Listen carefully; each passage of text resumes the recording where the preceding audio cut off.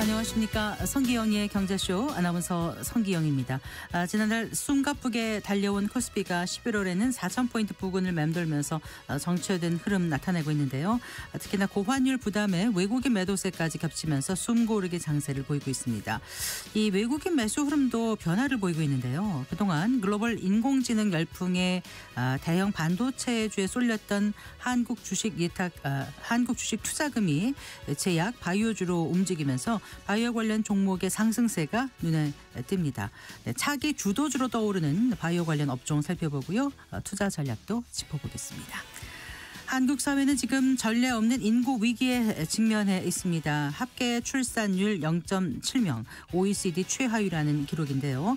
저출산 고령화 현실을 10년 먼저 겪고 있는 일본의 현실을 살펴보고 대응 방법은 없는지에 대해서 심층적으로 다룬 책 소멸하는 일본 최후의 해법 소개해드리겠습니다. 이 시간 유튜브로도 함께합니다.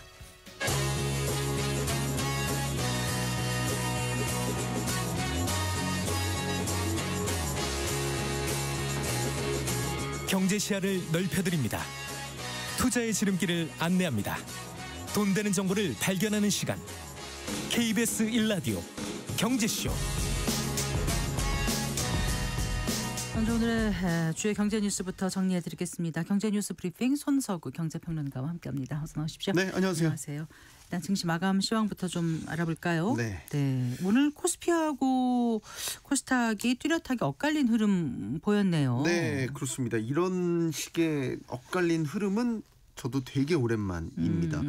사실 이제 외국인이 오늘 코스피에서는 매도했고요. 코스닥에서는 또 매수를 하면서 지수 방향에 갈렸는데 오늘 주인공은 코스닥입니다. 코스피는 오늘 1.51% 하락했습니다. 네. 3,926.59로 거래를 마쳤는데요. 코스닥이 오늘 날아올랐습니다. 3.71% 급등하면서 912.67을 기록했습니다. 코스닥은 종가 기준 상승폭으로는 1년여 만에 최대였습니다. 네. 간밤에 미장이 휴장이었습니다. 그러면서 코스피에서는 제일 뚜렷한 재료가 없었습니다. 네. 그래서 차익 실현 물량들이 나온 영향으로 보이고요.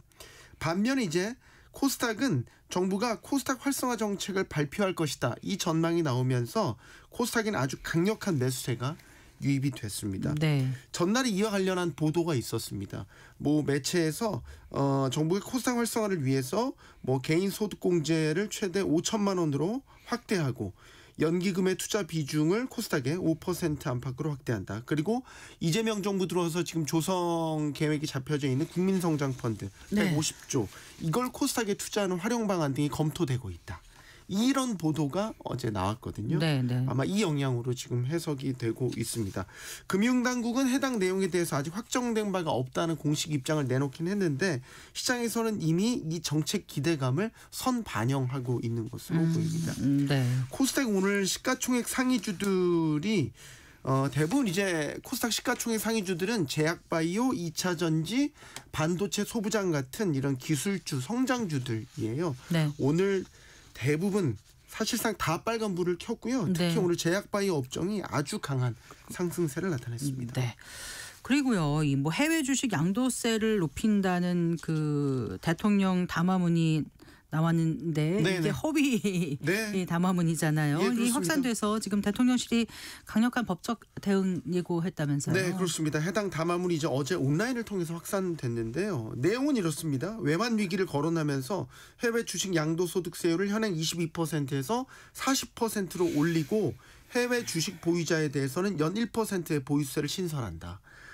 명백하게 허위 담화문이고요. 이에 대해서 대통령실은 즉각 대응에 나섰습니다. 대통령 명의를 도용한 허위 조작 정보의 유포는 매우 심각한 범죄에 해당한다면서 강력한 법적 조치를 취하겠다고 밝혔습니다. 네. 그런데 이제 해외 주식 양도세 논란 이게 이제 앞서 구윤철 경제부총리가 가졌던 그 외환 시장과 관련한 기자회견에서 좀 불거졌던 게 아닌가 싶어요. 맞습니다. 네. 이제 구 부총리가 당시 기자회견에서 환율 안정을 위해서 해외 주식 양도세를 강화할 수도 있다는 듯한 이런 발언을 한 게 사실 이제 논란의 시작점 이었죠. 그러니까 해외 주식 양도세를 강화할 수 있냐 이 질문에 대해서 현재로서는 검토하고 있지 않다. 하지만 네. 여건이 되면 얼마든지 검토할 수 있다는 입장이다. 이게 이제 환율 안정을 위해서 해외 주식 과세를 강화하는 부분을 검토할 것이다. 이렇게 좀 해석이 된 거예요. 네. 여기에 대해서 이제 해외 주식 투자자들, 정확히 얘기하면 서학개미들이 되겠죠. 서학개미들이 반발을 한 거죠. 논란의 핵심은 환율 방어 못한 책임을 마치 이게 서학개미들에게 돌리는 모양새처럼 비춰진 게 하나가 논란이 된 게 있고 네. 과연 이런 서학개미들에게 과세를 더하게 되면 해외 주식 투자 덜 해서 환율 방어할 수 있다고 생각하는 것 같은데 이런 생각 자체가 좀 후진적이고 근시안적이다. 네. 이런 비판도 나오고 있는 거고 구부총리 발언이 논란이 꽤 됐어요. 그러자 기재부가 즉각 해명 자료를 또 배포했습니다. 해외 주식 양도세 강화는 사실이 아니다. 이렇게 해명을 했고 모든 정책 수단을 검토할 수 있다는 원론적 발언인데 이걸 시장에서 확대 해석한 것이다 이렇게 이야기를 했습니다. 사실 이전에도 세제 개편 때도 대주주 양도세와 관련해서도 사실 똑같은 논란이 이게 빚어졌었던 거거든요. 이게 반복된 것으로 봐야 되는데 자꾸 시장에서 이제 그 불만인 거는 자꾸 세금을 들이대서 투자자들의 어떤 선택 기준을 훼손하려 한다는 점에 대해서 좀 실망하고 분노하는 여론이 표출된 게 아닌가 이런 분석이 나옵니다. 네. 그리고 지금 업비트에서 그 수백억 원대 가상화폐가 해킹되는 일이 또 벌어졌다면서요? 네, 그렇습니다. 이게 이제 그 당국이 이번 해킹 사건의 배후로 북한 정찰총국 산하의 해킹 조직 라자루스를 유력하게 지목하고 있고요. 네. 보안업계 전문가들도 해킹의 경위라든지 방식 등을 보면 라자루스 소행인 것을 좀 유력하게 점치고 있는 상황입니다. 네. 이게 그 업비트가 그 6년 전에도 해킹을 당했어요. 근데 날이 똑같아요. 11월 27일. 네. 이었거든요. 2019년 11월 27일이었어요. 그리고 이제 라자루스 소행인 걸로 보는 게 해킹 집단의 특성 중에 하나가 과시욕이 있어요. 자신의 해킹이 성공했다는 걸 알리기 위해서 일부러 흔적을 남기기도 하고 네. 소행 후에 내가 했다 공개적으로 밝히기도 하고요. 네. 혹은 어떤 자신의 소행임을 알 수 있도록 흔적들을 남기거든요. 이런 것들이 대표적인 날짜 같은 건데 6년 전 해킹 날짜와 같은 날짜를 선택했다는 것은 예. 해킹 집단의 그런 과시욕적인 것들이 드러났다는 걸로 봐야 되는 거고 이게 이제 수법도 비슷해요. 이번 해킹도 이제 인터넷과 연결된 개인 지갑 핫월렛이라고 하는데 핫월렛을 해킹을 해서 이제 사고가 발생을 한 거고 6년 전에도 네. 똑같았습니다. 네. 그리고 이제 그 서버 공격이라기보다는 관리자 계정을 탈취해서 이 핫월렛을 공격한 것으로 지금 추정이 되고 있기 때문에 이런 전반적인 해킹의 어떤 방식 등을 보면 북한 라자루스 소행일 것 같다라고 지금 추측을 하고 있는 거고요. 또 하나 논쟁이 되는 건 지금 해킹과 관련해서 업비트의 늑장 대응이 논란이 되고 있어요. 네. 최초로 이 해킹을 인지한 시점이 어제 새벽 4시 42분경이었거든요. 어제 새벽이요? 네. 근데 이제 어제 무슨 날이었냐면 그 네이버 파이낸셜하고 네. 업비트 운영사인 두나무가 네. 합병하기로 하고 합병 기자회견을 갖는 날이었어요. 네. 근데 기자회견이 9시 반부터 11시까지 이루어졌거든요. 근데 이제 해킹을 정식으로 공지를 한 게 12시 30분이었어요. 죄송합니다. 정오가 넘은 12시 30분. 네. 낮 12시 30분이었습니다. 물론 업비트 측은 해킹 인지하고 나서 곧바로 고객들의 입출금을 막았기 때문에 이건 늑장 대응이 아니다 이렇게 반박을 하고 있기는 한데 해킹 공지 시점을 보면 이런 해당 네. 논란을 피하기는 어려워 보입니다. 그렇군요. 자, 그리고요. 그 홍콩 ELS 사태 기억하시는 분들 많으실 텐데 막대한 피해를 소비자들에게 안기지 않았습니까? 네. 이거와 관련해서 금융당국이 그 판매했던 은행들에게 조 단위의 네. 과징금을 부과했네요. 네, 그렇습니다. 금융감독원이 이 홍콩 H지수 주가 연계증권 ELS 불안전 판매와 관련해서 판매은행 5곳에 합산 과징금과 과태료를 합해서 2조 원을 사전 통보했습니다. 해당 은행은 KB국민은행, 신한은행, 하나은행, NH농협은행, SC제일은행 등이고요. 홍콩 ELS 사태는 이제 2023년과 2024년 당시 홍콩 항생지수가 큰 폭으로 하락을 하면서 이제 불거지게 됐죠. 이 은행들이 고객들에게 판매한 이 홍콩 ELS 판매 이 상품의 특징을 보면 그 몇 개월 단위로 조기상환 조건을 걸어서 지수가 예를 들면 최초 기준가에서 몇 % 이상이면 한 5에서 8%의 수익을 주는 쿠폰을 주고 조기상환하고 만약에 일정 구간 밑으로 떨어지면 원금 손실을 보는 구조였습니다. 네, 네. 이 원금 손실을 보는 기준이 기준가 밑으로 떨어지면 그 지수 하락률만큼 원금이 깎이게 되는 거거든요. 네. 근데 당시 그 홍콩 이해 사태 당시 홍콩 항상 지수가 2021년 고점 대비 50% 이상 급락을. 그러니 원금 50%가 손실 처리된 거예요. 정말 최악의 경우에는 네. 그렇게 된 거죠. 네. 논란이 된 것은 이 당시 은행들이 제대로 된 설명을 하지 않거나 원금 손실 가능성이 뭐 없다 이런 식으로 이제 불안전 판매를 했다는 점이겠죠. 또 이번 사태가 주목받는 건 금융소비자보호법 시행 이후에 첫 대형 금전 제재여서 향후에 이런 금소법 제재의 기준점이 될 수 있다는 점에서 금융권에 역시 관심이 높은 사안입니다. 네. 만약에 조 단위의 과징금이 확정될 경우에는 이제 은행들이 이 과징금을 물게 되죠. 그러면 이제 위험 가중 자산이 급격히 늘어나기 때문에 자본 비율, 그다음에 평판 리스크 이런 것들에 다 일시적으로 영향을 줄 것으로 보이게 됩니다. 네. 금감원은 다음 달 18일 제재심에 해당 안건을 올려서 본격적인 제재 절차를 진행하게 되고 최종 과징금 부과 규모는 이제 금융위원회에서 확정됩니다. 네. 그리고요. 노후에 지금 월 300만 원 이상의 국민연금 받는 분들이 생겨나기 시작했다면서요. 네, 그렇습니다. 이제 국민연금 제도가 우리 1988년에 시행돼서 30년을 훌쩍 넘었죠. 그러니까 우리 국민연금 제도가 상당히 안착되고 성숙돼 간다. 그런 하나의 징표로 볼 수 있죠. 국민연금공단 통계에 따르면요. 현재 국민연금을 가장 많이 받는 수급자의 월 수령액이 318만 5,040원으로 집계됐습니다. 네. 국민연금연구원 조사 결과 퇴직 후에 부부 기준으로 적정 생활비 수준을 조사한 결과가 있는데 월 평균 한 268만 원에서 297만 원 정도입니다.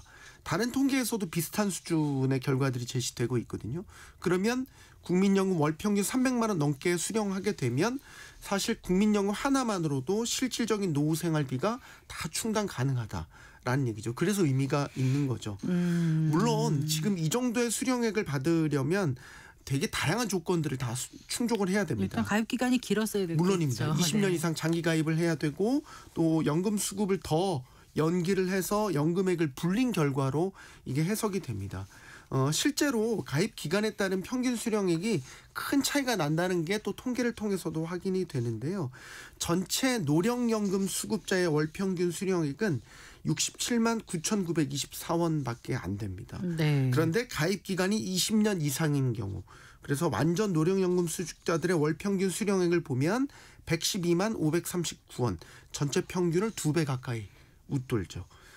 반면에 이제 가입 기간 10년에서 19년 사이에 월 평균 수령액을 보면 44만 원 수준밖에 안 됩니다. 네. 그러니까 확실히 가입 기간이 길면 길수록 노령연금을 더 많이 받아가게 된다라는 걸 통계를 통해서 알 수 있는 거고요. 가입 기간이 이렇게 길어지면서 고액 수급자도 점차 늘어나고 있는 추세입니다.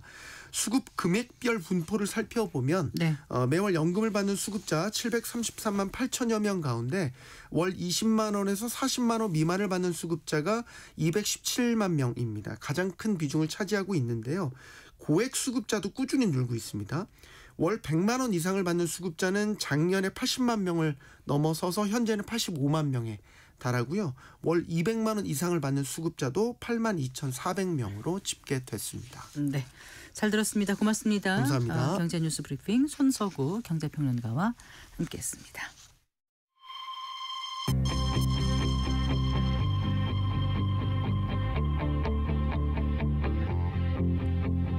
경제 전문가의 원포인트 레슨. 꼭 알아야 할 정보와 이슈를 알기 쉽게 풀어드립니다. 대한민국 경제 고수와 함께 투자의 맥을 짚는 KBS 1라디오 경제쇼. 진행의 성기영 아나운서입니다.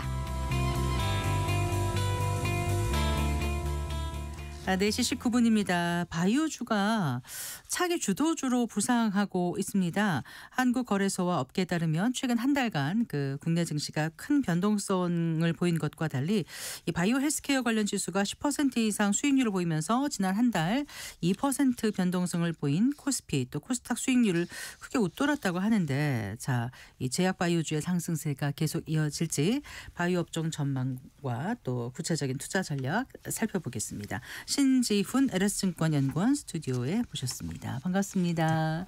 안녕하세요. 안녕하세요. 최근 코스피 지수가 이제 최고가 기록한 후에 이제 조정을 받고 있는 모습인데 또 변동성도 커지고 있고요. 네. 그런데 지금 보면 이제 외국인 매수세도 좀 주춤해지고 있는 가운데 지금 제약 바이오주가 굉장히 선전하고 있는 것 같습니다. 일단 오늘도 제약 좀 많이 올랐죠. 네, 맞습니다. 네, 예. 네. 일단 하반기 바이오 주가 흐름을 먼저 간단히 좀 정리하고 예. 얘기를 해볼까요? 네. 일단은 사실은 얼마 전까지만 해도 네. 언제나 듯이 사실은 반도체라던가 이런 대형주 위주로 많이 움직이다가 그랬죠. 최근 들어서 급격히 상승을 하기 시작했는데요. 네. 일단 연초 대비해서 좀 보시면은 네. 코스피가 사실은 60% 이상 상승을 한 상태이고 코스피 제약 업종 같은 경우에는 14%밖에 아직 상승을 못했습니다. 그래서 네. 사실은 코스피 제약 즉 대형 제약 주들은 사실은 그렇게 좋지 못한 주가 퍼포먼스를 보이고 있는 상황인데 네. 코스닥은 연초 대비해서 한 30% 정도 올랐거든요. 네. 근데 코스닥 제약 지수는 연초 대비해서 40% 가까운 수익률을 올렸기 때문에 네. 코스닥 내에서도 좋은 수익률을 보이고 있다라고 말씀드릴 수 있을 것 같고 네. 특히 최근에 상승세가 좀 가파르다라고 말씀을 드렸는데 네. 최근에 코스닥 오늘 제외하고 사실 어제까지만 해도 그렇게 좋지는 못했거든요. 그렇죠. 네. 근데 그 와중에도 코스닥 제약 지수 같은 경우에는 한 8% 정도 상승을 하면서 좋은 모습을 보였는데요. 사실 이 상승의 트리거가 됐던 것 중에 가장 큰 이유는 네. 일단 글로벌리 일단 헬스케어 지수가 좋았던 게 있었던 것 같고요. 네. 두 번째로 최근에 이제 국내에서 ABL 바이오라는 바이오텍이 예, 예. 엘라이 릴리 향으로 3.8조 원 수준에 해당하는 네. 라이선스 딜을 체결을 하면서 네. 전체적으로 투심이 많이 살아났다. 이렇게 좀 봐주시면 될 것 같습니다. 그래서 지금 투자자들은 다들 어떤 기업들이 또 기술 이전을 할 수 있을까, 어떤 딜을 체결을 할 수 있을까 이런 부분들에 좀 초점을 맞춰서 지금 바라보고 있는 상황이라고 봐주시면 될 것 그러니까 같습니다. LBL 바이오가 네. 일라이 릴리에 네. 대규모 기술 이전을 하겠다고 한 거였죠? 아니요, 아니, 했습니다. 그러니까 네. 그렇게 발표하면서 네, 맞습니다. 그 이제 네. 더 그 관심이 많이 모이는 네, 맞습니다. 그런 상황이라는 건데요. 간략하게만 말씀하셨습니다만은 네. 이제 제약 바이오조가 이렇게 주목을 받게 된 이유를 네. 조금 더 들여다봤으면 합니다. 예. 일단은 사실은 예전부터 사실은 헬스케어라는 산업 자체는 네. 장기적으로 성장할 수밖에 없는 구조를 가지고 있습니다. 잘 왜요? 아시는 것처럼 고령화 사회로 진입을 하고 있고 네. 나이가 들면 들수록 질병이 많이 걸리기 때문에 맞아요. 약을 많이 쓸 수밖에 없고 치료도 많이 받을 수밖에 없고 그래서 장기적으로 성장하는 큰 트렌드에서 벗어나지 않고 네. 지속해서 상승해 나가고 있는 상황이고 네. 그래서 시계열을 어떻게 보느냐에 따라서 다르겠지만 보통 헬스케어 지수가 시장 기대치 시장 그 어떤 지수를 대체로 아웃퍼폼하는 모습을 보여왔거든요. 네, 네. 그래서 헬스케어라는 그 섹터 자체가 네. 장기적으로 봤을 때도 매력이 굉장히 큰 산업이라고 봐주시면 될 것 같고 네. 특히 국내 기업들의 약진이 최근에 많이 두드러지고 있습니다. 사실 상반기에는 중국 헬스케어가 정말 좋았어요. 네. 그 이유는 중국에서도 이제 예전 같지 않게 저희가 뭔가 중국이라고 하면은 뭔가 퀄리티가 좀 떨어질 수도 있을 것 같고 글로벌 트렌드에서 벗어날 수 있다고 생각을 하는데 굉장히 잘하고 있거든요. 네. 그래서 보통 저희가 어떤 기술의 어떤 성과를 평가를 할 때 기업의 성과를 평가를 할 때 실적을 얘기를 하기도 하지만 네. 바이오 기업들 같은 경우에는 실적이 없는 기업들이 태반이거든요. 왜냐하면 아직까지는 매출액을 올릴 수 있는 파이프라인이 없고 네. 신약 개발을 하는 기업들이 대부분이다 보니까 네. 그래서 바이오 기업들의 어떤 성과를 평가를 할 때는 저희가 어떤 큰 기업의 자기가 가지고 있는 신약 파이프라인 혹은 기술을 얼마에 넘겼느냐, 얼마에 팔았느냐, 저희가 이제 얘기하는 보통 기술 이전을 어떻게 했느냐 네. 이런 거를 가지고 저희가 평가를 하게 됩니다. 네. 근데 상반기에 중국 기업들이 전체 어떤 글로벌 기술 이전에 있어서 거의 절반 가까운 수준까지 올라왔었어요. 네. 굉장히 큰 의미가 있는 상황이고 그래서 지금 연간으로 좀 확인을 해보면 중국 기업들의 어떤 성과가 글로벌 라이선스 딜에 있어서 미국 다음으로 가장 많이 여전히 차지를 하고 있는 상황인데 네. 여기서 한국으로 좀 넘어가 보면 네, 한국 네. 기업들도 과거부터 계속해서 그런 기업들이 주가도 좋았고 관심을 많이 받았는데 최근에 들어서 계속해서 기술 이전이 많이 나오고 있습니다. 한국 기업들도. 네. 그래서 지금 방금 말씀드렸던 미국이 제일 많고 네. 그다음이 중국이고 그다음에 유럽이고 네. 그다음이 한국입니다. 네. 그 정도가 될 정도로 한국 기업들이 기술 이전을 많이 잘 하고 있는 상황이고요. 네. 사실 유럽은 국가가 아니잖아요. 네. 그래서 중국 다음으로 한국이 많이 하고 있다. 이 정도로 봐주시면 될 것 같아요. 네. 그래서 사실은 예전과 다르게 한국 기업들이 뭐 바이오는 사기 아니냐 약간 이런 이미지가 많이 있었던 것 같은데 이젠 더 이상 그렇지 김선달 않습니다. 같은 이런 네. 느낌으로 과거에 생각한 네. 적은 있었죠. 네. 근데 이게 기술 네. 이전이라는 게 구체적으로 어떻게 하는 게 기술 이전이에요? 바이오 업계 우리가 얘기를 할 때요. 제약업계. 굉장히 심플하게 말씀을 드리면은 네. 기술 이전이라는 거는 신약 이제 바이오텍들이 개발하고 있는 신약의 어떤 권리를 네. 글로벌 기업에 넘기는 건데 네. 이렇게 넘길 수밖에 없는 이유는 사실 임상을 저희가 하는데 비용이 너무 많이 들어가요. 그래서 바이오텍들이 보통 그것을 감당을 할 수가 없거든요. 네. 그래서 어떻게 보면 울며 겨자 먹기로 파는 건데 네. 팔 때 저희가 뭐 예를 들어서 1조 원 수준의 계약을 체결했다라고 네. 가정을 해본다면 보통 일반적으로는 계약금을 10% 미만의 계약금을 수령을 합니다. 네. 그래서 1,000억 원 정도 미만의 계약금을 수령을 하겠죠. 네. 그 다음에 임상 단계에서 보통 이 기술 이전이 이루어지기 때문에 네, 네. 글로벌 기업이 이제 임상을 진행을 하게 되고 네. 임상 1상, 2상, 3상 이렇게 진행될 되면, 때마다 네. 단계적으로 마일스톤을 수령합니다. 그래서 아까 말씀드렸던 1조 원이라는 그 금액에는 이 단계적인 마일스톤까지 다 포함이 되어 있는 금액이고 예를 들어서 뭐 임상 1상이 끝나면 얼마, 임상 2상이 끝나면 얼마. 근데 이게 네.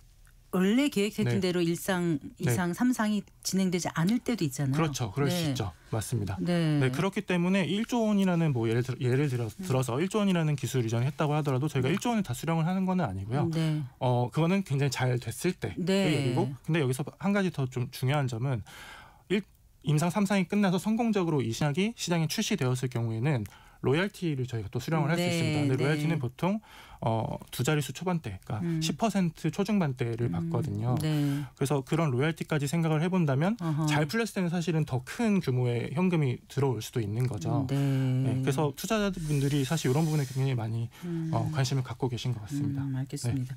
그 제약바이오주가 주목받는 것이 우리나라만은 지금 아니라면서요. 미국에서도 맞습니다. 그 헤지펀드가 네. 바이오테크를 집중 매수한다는 얘기가 들리던데 이게 어떤 얘기인가요? 조금 설명해 주신다면요. 일단은 글로벌 헬스케어 저희 미국 헬스케어 지수 중에 가장 대표적인 지수 저희가 XBI라고 해서 네. S&P 저희가 바이오텍 인덱스라고 부르는 ETF인데 네. 요 그 지수가 4월에 저점을 찍었는데요. 지금 거의 2배 가까이 올라왔어요.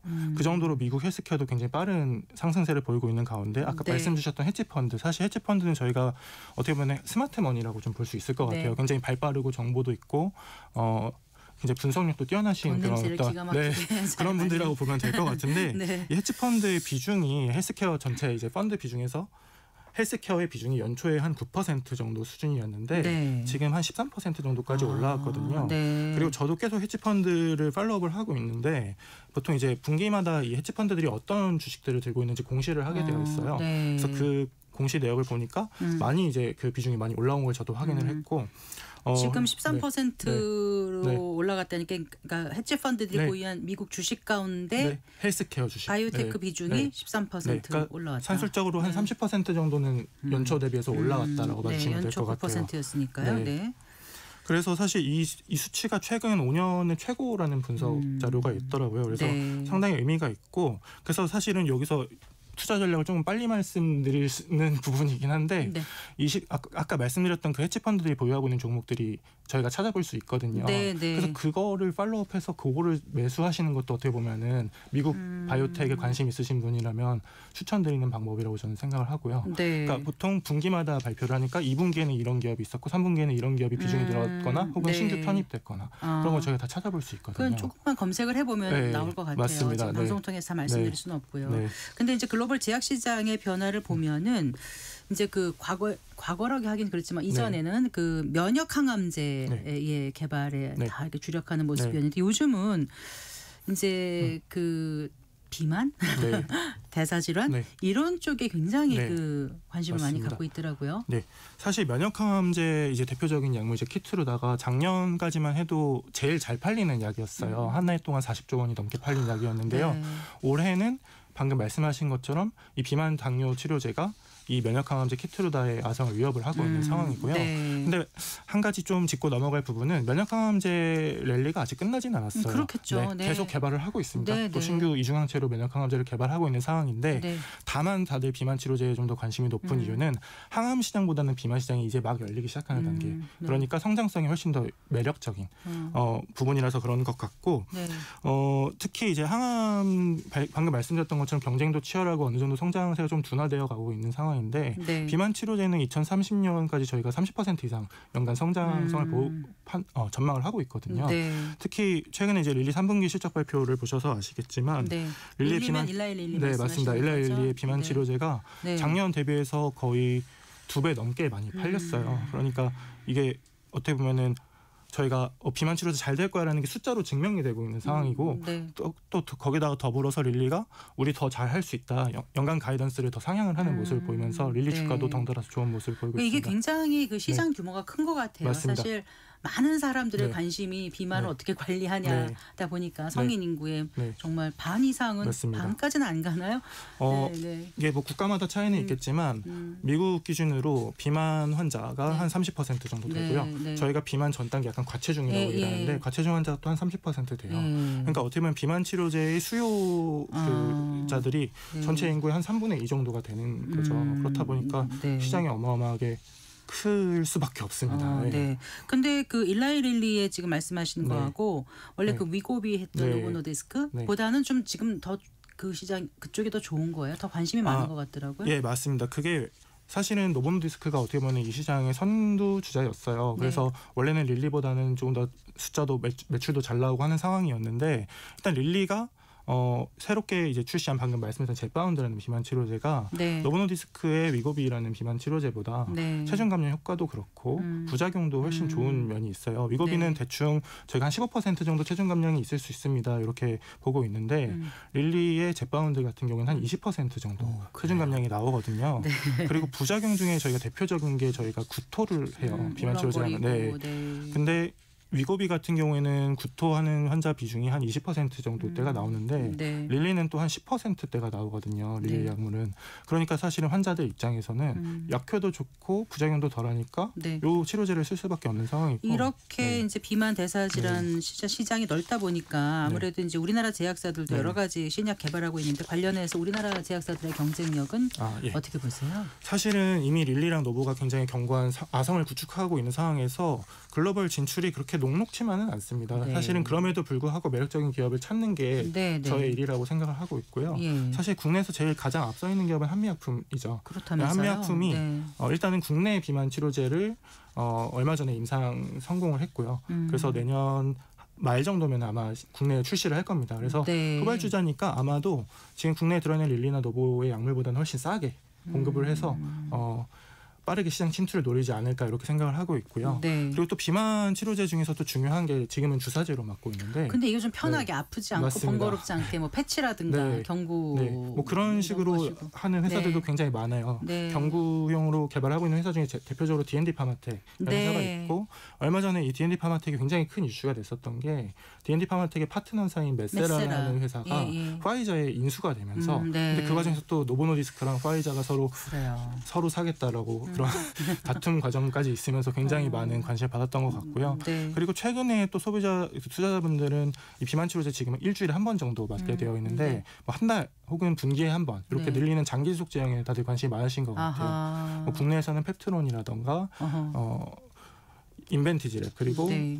G2G발 이런 기업들이 이런 일들을 하고 있습니다. 근손실 부작용에 네. 대한 우려를 좀 줄일 수 있는 맞습니다. 방향으로 또 개발하는 것도 네. 중요하다고 들었어요. 맞습니다. 네. 저희가 비만 치료제를 맞게 되면은 살이 방금 말씀드렸던 것처럼 한 15%에서 20% 정도 빠지는데 보통 그 빠지는 살의 절반이 근육이에요. 그 정도가 될 정도로 근육이 많이 빠지시는데 사실 이거는 저희가 어떻게 관리를 하느냐, 운동을 하면서 살을 빼느냐 안 빼느냐의 차이도 있겠지만 이렇게 빠지는 거는 저희가 그냥 단순히 다이어트로 했을 때보다 근손실이 일어나는 것보다 훨씬 더 가파르게 근손실이 일어나는 거라서 네. 상당히 심각한 거고 예. 특히 고령층은 원래 근육이 많이 없으시잖아요. 그렇죠. 그리고 살이 많이 찌신 분일수록 근육이 상대적으로 부족하다고 네. 합니다. 그래서 이 근손실 문제가 앞으로 크게 대두가 될 수가 있고 네. 한미약품이 관련해서 임상을 현재 진행을 하고 있어요. 내년에 네. 결과가 나올 건데요. 네. 이게 잘 나온다면 또 한번 크게 기업 주가가 유동치지 않을까 이렇게 좀 생각을 하고 있습니다. 그리고요, 그 24일이었나요? 삼성 바이오로직스가 이제 인적 분할해서 네. 삼성 에피스홀딩스로 네.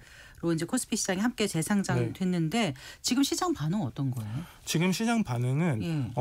다들 고민이 많으신 것 같아요. 제가 생각했을 때는 그렇습니다. 그런데 일부 약간 오인하시는 부분이 있는 것 같은데 둘의 합산 그 시총을 봤을 때 상장 전과 지금 후가 그렇게 크게 달라진 상황은 아니거든요. 그래서 네. 시장에서 뭐 실망 매물이 나왔다 네. 이런 부분은 아닌 것 같고 다들 이제 사실은 이렇게 분할하게 된 이유는 각자 영위하고 있는 사업의 분야가 달랐고 네. 그거의 경쟁력을 강화하는 전략적인 차원이라고 보고 있기 때문에 네. 오히려 분할을 하게 되면은 각자의 경쟁력이 강해지면서 오히려 더 잘 될 수 있는 거라고 보고 있고요. 그러니까 삼성 네. 바이오로직스는 CDMO고 네. 삼성 바이오에피스는 바이오시밀러니까 이제 맞습니다. 각자의 성격을 네. 잘 가져가는 쪽으로 네, 맞습니다. 분할을 한 건데 네. 이 규제에 있어서 서로 희비가 엇갈릴 수도 있다는 건 무슨 얘기인가요? 제가 잘 규제요. 제가 잘 네. 규제 측면은 규제 잘 리스크. 모르겠습니다. 그런가요? 네. 어떤 말씀이신지 제가 잘 이해를 못했습니다. 그 뭐죠? 그 분할 구조가 그 예. 규제 리스크를 사업군 단위로 명확하게 분리하는 계기가 돼서 예. 앞으로 그 법안과 심사 체계가 달리 움직여서 예. 두 회사에 미치는 영향이 구조적으로 바뀔 수 있다. 그래서 그걸 투자에 좀 염두에 둬야 된다. 이런 얘기를 본 적이 있어서 제가 여쭤봤습니다. 네. 그 부분은 제가 네. 정확히 파악을 못하겠습니다. 네, 알겠습니다. 네. 그 이번에는 이제 바이오 투자자 그런 네. 관점에서 제가 네. 그 바이오 업종을 좀 본다면은 네. 어쨌든 아까 말씀하신 대로 이렇게 수익을 그러니까 당장 뭔가 내지 않으면서 결과가 없으면서 지금 네. 투자하는 것 같다는 그런 말씀을 해주셨잖아요. 그러니까 이제 그 네. 1, 2, 3 상승까지 가서 완전히 네. 시장에서 네. 약품이 하기 전에 네. 이미 우리가 투자를 많이 하는 거잖아요. 맞습니다. 그러니까 그 가능 단계에서 여러 가지 그 변수가 있고 맞습니다. 네. 그렇기 때문에 우리가 좀 주의해야 될 부분이 많은 것 네. 같은데 어떤 점을 좀 짚어봐야 될까요? 사실 제약바이오 산업이 워낙 매력적인 산업이다 보니까 네. 경쟁이 엄청 치열해요. 그러니까 사실은 우리가 처음에 이거 약을 개발했을 때랑 시장에 출시될 때랑 경쟁사가 굉장히 달라져 있을 수 있거든요. 네, 네. 그러니까 경쟁사의 임상 데이터라던가 어떤 진행 현황에 대해서 계속해서 추적하면서 우리 회사들이 하고 있는 약물의 어떤 처음에 그런 어떤 차별화 포인트들이 달라지지 않았는지 계속해서 팔로우업할 필요가 있을 것 같고요. 네. 두 번째로 사실은 신약 개발 확률이 10%가 채 안 됩니다. 그러니까 이 약이 끝날 때까지 이렇게 가는 게 사실 굉장히 험난한 일이잖아요. 시작은 했는데 네. 약으로 성공시키기는 확률이 10%밖에 안 안 된다. 돼요. 10% 안 될 겁니다. 근데 물론 요새 AI나 뭐 이런 것들을 통해서 많이 그렇죠. 올라가는 걸 기대를 하고 있는 상황인 것 같은데 네. 그러니까 제가 생각했을 때는 한 가지 기업에 너무 몰빵?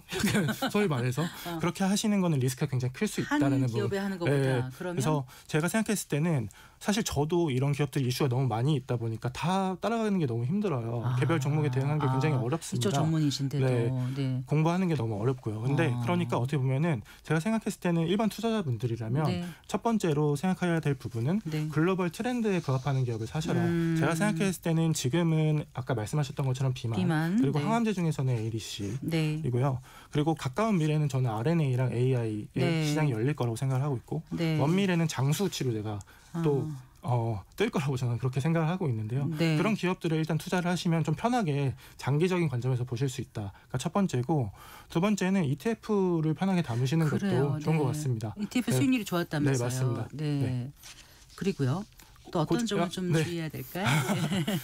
일단은 투자 전략은 그 정도로 좀 정리를 드릴 수가 있을 것 같고 네. 그리고 사실은 저는 애널리스트라는 직업을 하고 있기 때문에 기업에 대한 밸류에이션을 해야 되는 입장이고 네, 네. 사실 밸류에이션 단에서 보면은 사실 아까 말씀드렸던 것처럼 우리가 기술 이전을 했다고 하더라도 그 현금이 전액 다 들어오는 건 아니거든요. 그런 부분에 있어서 우리가 1조 원 기술 이전했으니까 우리 기업의 가치는 1조 원이 올라가야 돼. 이런 논리는 맞지 않다. 네. 그런 부분에 대해서 좀 더 공부를 하고 고민할 필요가 있다. 이런 부분을 좀 말씀드리고 싶습니다. 네. 그러니까 앞으로의 트렌드, 글로벌 트렌드를 잘 지켜보고 네. 거기에 부합되는 네. 종목이거나 네. 그렇지 않으면 ETF 같은 거를 네. 관심 갖는 게 네. 좋을 것 같다. 맞습니다. 이 말씀으로 이해했습니다. 네, 잘 들었습니다. 고맙습니다. 네, 감사합니다. 네, 신지훈 LS증권연구원과 함께했습니다.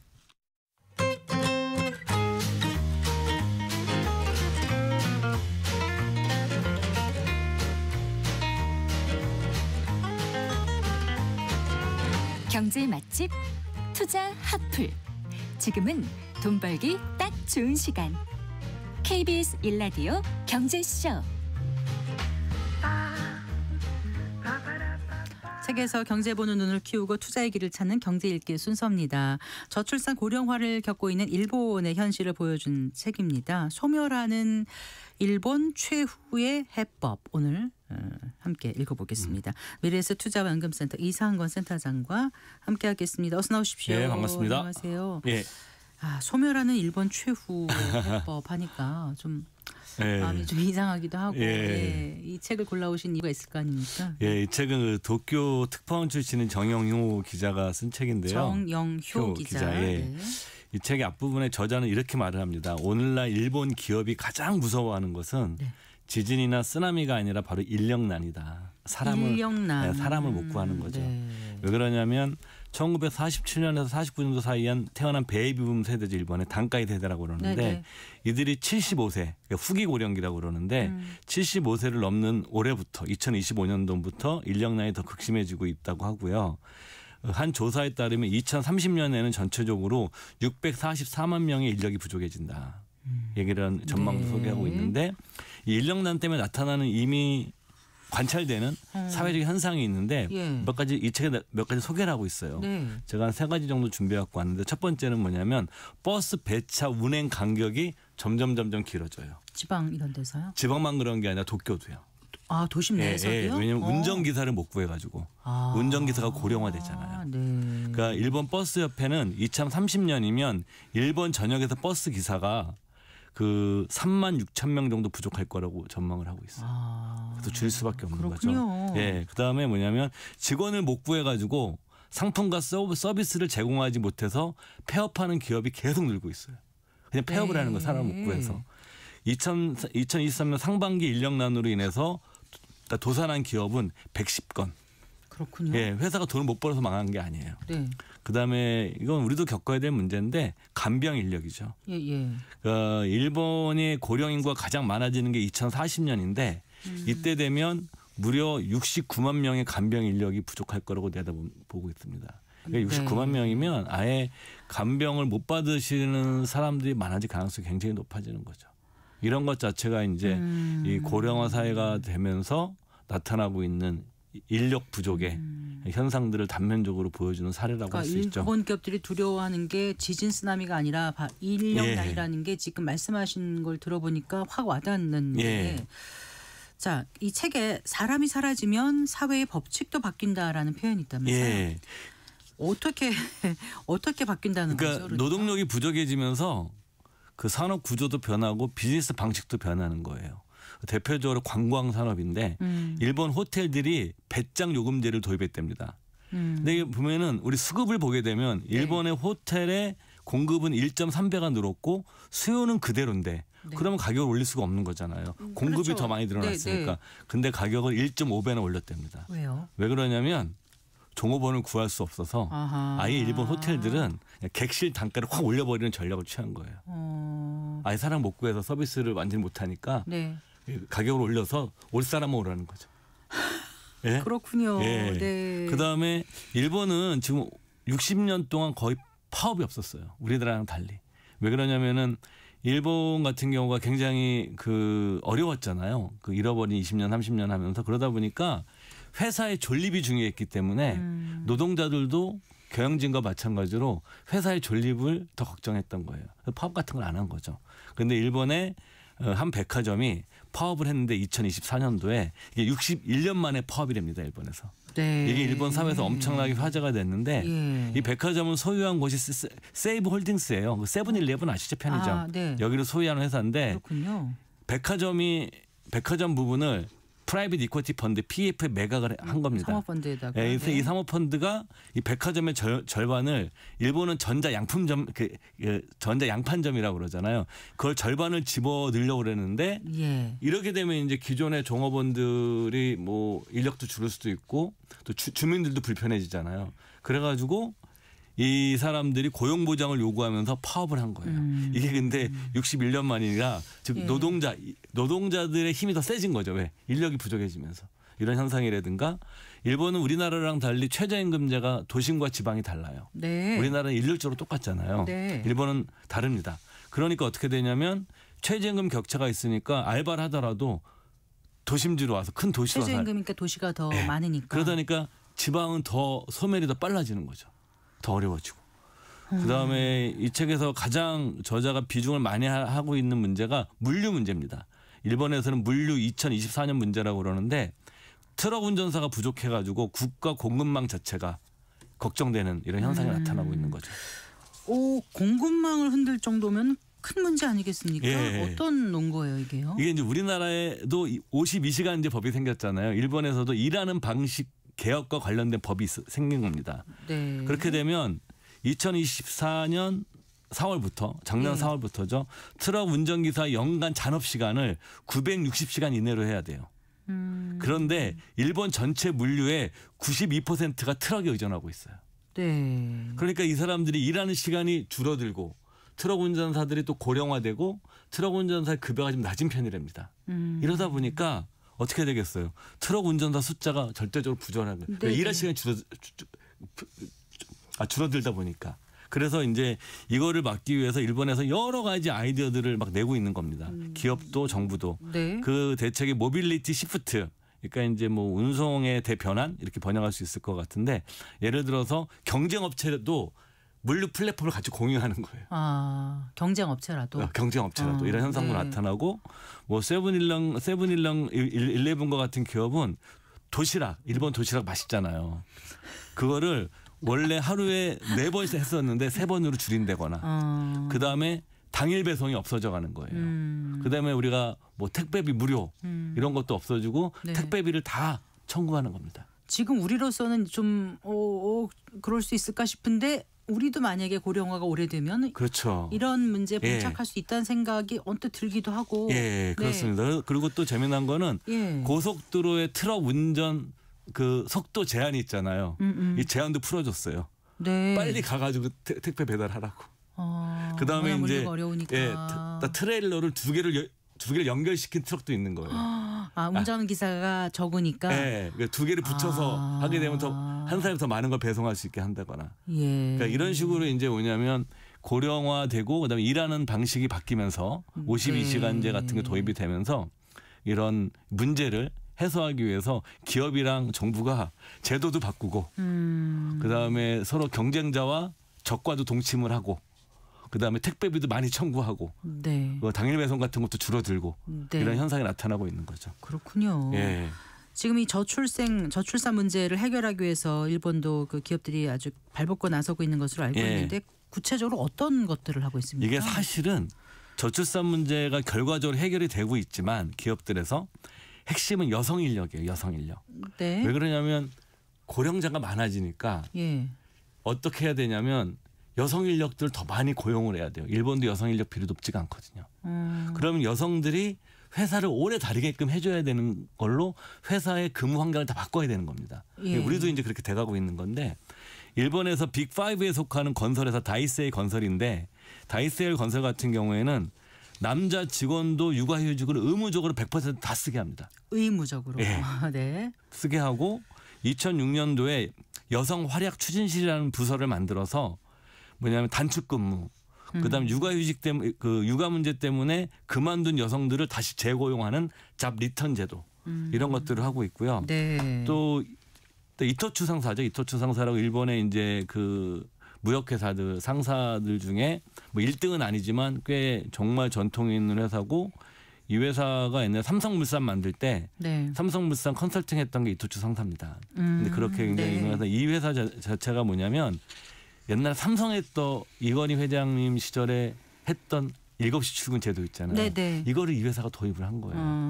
그러니까 아침 5시부터 8시까지 근무하면 아침에 일하더라도 요 근무 시간에 시간의 수당을 주는 겁니다. 네. 그러니까 저녁에 야근을 하지 않도록. 네. 그다음에 당연히 아침 식사도 다 제공하고 타가소도 만들었는데 일본은 타가소가 매년 4월에 그 접수를 받나 봐요. 네. 근데 출산하고 이러다 보면 마칠 수가 없잖아요. 그래서 이제 뭐냐면 회사에 타가소를 만들어서 언제든지 아이들을 데려올 수 있게끔 네, 네. 만들어서 그 결과를 보게 되면 육아휴직을 사용한 이토추 상사의 여직원들의 복직률이 네. 100%까지 올랐답니다. 그 이토추 상사 주가도 엄청 올랐고 네. 이게 이제 워렌 버핏이 투자를 했었죠 이 회사에. 아 그랬군요. 예. 네.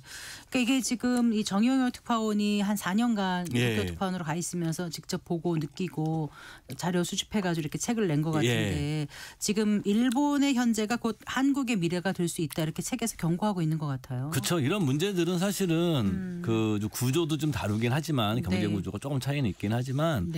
사실은 이제 고령화로 인해 생겨나는 서비스 업종 같은 경우에는 정말 몸으로 해야 되는 업종들이거든요. 이런 것들은 당연히 고령자가 많아지고 젊은이가 줄어들면 당연히 인력이 부족해지죠. 그럼 우리가 그냥 깊이 있는 분석이 아니더라도 직관적으로 알 수 있는 것들이죠. 요즘 출생아 수가 조금 는다고는 하지만 대세적으로 볼 때는 2030년부터 경제활동 인구가 감소할 것이란 그런 전망이 나오고 있지 않습니까? 우리나라가.